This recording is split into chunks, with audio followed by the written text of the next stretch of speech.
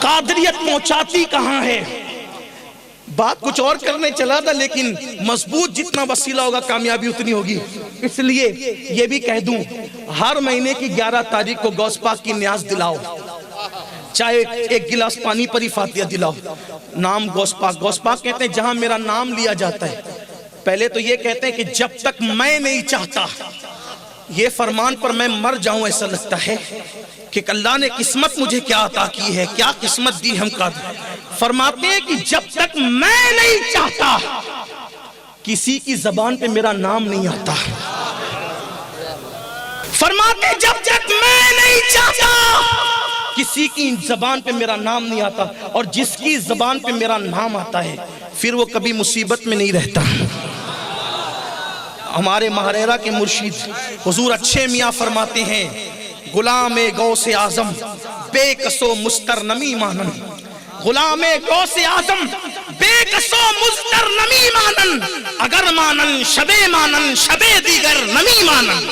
کہتے ہیں کہ غوث پاک کا جو غلام ہے وہ کبھی بے کس نہیں رہتا, بے بس نہیں رہتا, کبھی پریشان نہیں رہتا. اگر اس کو پریشانی آتی ہے تو صرف ایک رات کے لیے آتی ہے, پھر کبھی نہیں آتی. یہ ہے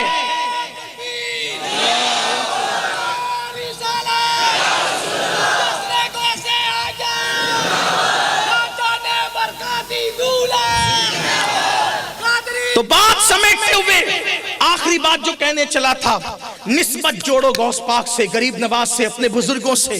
ان کے غلام بنو, اٹھتے بیٹھتے ان کا نام لو, حضور سے نسبت جوڑو. لیکن یہ کہ پھر کہتا ہوں نماز کے بغیر, عمل کے بغیر, سچائی کے بغیر, تقوی کے بغیر, پرہیزگاری کے بغیر, حلال کھائے بغیر ان سے نسبتیں نہیں جڑ سکتی. ان سے نسبت جوڑنے کے لیے عمل کی طرف آؤ, توبہ کرو, سچی توبہ کرو. غوث پاک کہاں تک پہنچاتے ہیں؟ بیان کیا جاتا ہے کہ غوث پاک کے یہاں روزانہ بڑے بڑے لوگ آتے تھے. کتنے بڑے بڑے لوگ آتے تھے یہ آپ کو صرف بتا دوں, کتنے بڑے بڑے. محبوب الہی فرماتے ہیں, محبوب الہی آبرو سلسلہ چشتیہ حضرت محبوب الہی شیخ نظام الدین اولیاء محبوب الہی ہے, اس لیے کہ محبوب سبحانی کی شان بیان کرنے کے لیے کوئی محبوب الہی ہی چاہیے.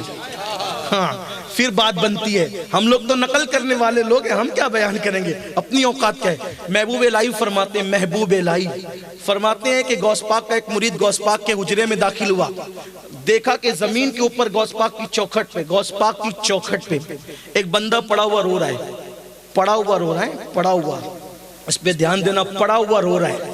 اور اندر کہتا ہے کہ جانا نا ذرا غوث پاک سے کہنا مجھے معاف کر دے, غوث پاک سے کہنا مجھے معاف کر دیں, توجہ ہے مجھے معاف کر دیں. وہ قادری غلام اندر گیا, کہا سرکار وہ جو دروازے پہ پڑا ہوا ہے معافی مانگ رہا ہے, اس کو معاف کر دیجئے. مسکرا کے کہا بیٹے جانتا ہے وہ کون ہے؟ کہا حضور کون ہے؟ تو کہا بیٹے وہ عبدال ہے, عبدال. کون ہے؟ عبدال. عبدال سمجھا؟ عبدال.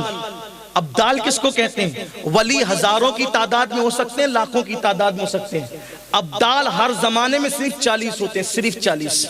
یعنی کتنی محدود اور سلیکٹڈ کوالٹی ہے کہ ہزاروں میں یہ 40 ہوتے ہیں. اور یہ عبدال کون ہے؟ حضور کی حدیث ہے, اجابت الغوث میں علامہ شامی نے لکھا ہے, انہی عبدالوں کی وجہ سے بارش برستی ہے, انہی عبدالوں کی وجہ سے مصیبتیں ٹلتی ہیں, انہی عبدالوں کی برکت سے مسلمان جنگ میں فتح حاصل کرتے ہیں, انہی عبدالوں کی وجہ سے زمین سے اناج پیدا ہوتا ہے, انہی عبدالوں کی وجہ سے مومنوں کو عزت ملتی ہے. یہ عبدال لوگ اتنے بڑے ہوتے ہیں, اور وہ عبدال وہاں پڑا ہوا ہے.